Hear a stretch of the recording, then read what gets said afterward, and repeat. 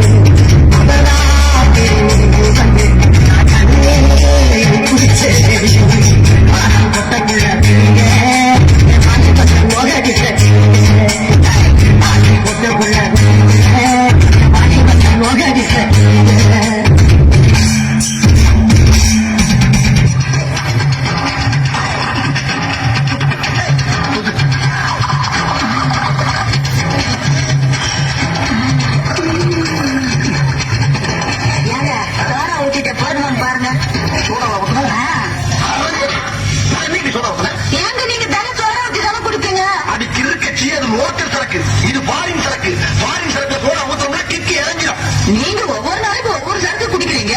இது என்ன சரக்குன்னு எனக்கு அப்படிங்க தெரியும். புருஷன் ஒவ்வொரு நிமிஷமும் என்ன பண்றான்னு தெரிஞ்சுக்க முடியும். அவதான் பொண்டாட்டி. உயிர் எடுக்காது.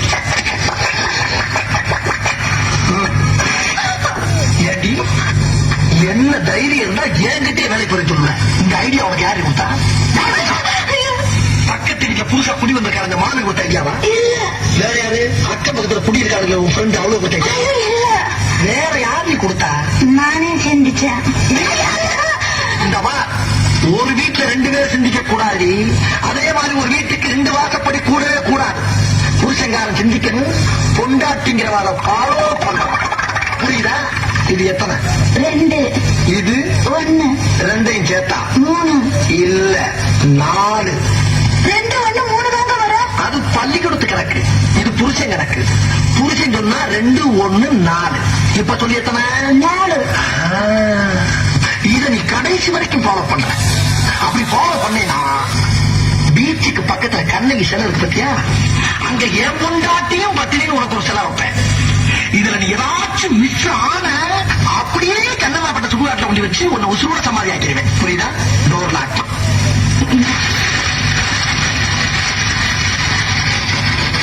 இது உனக்கு எப்படி இருக்கு? ரொம்ப நல்லா இருக்குதுங்க. எங்க ஆத்தா வீட்டுல கூட எனக்கு இப்படி வாங்கி கொடுத்ததே இல்லைங்க. ஆமா, ஆத்தா பெரிய ராஜ பரம்பரை. புருஷன் தாண்டி.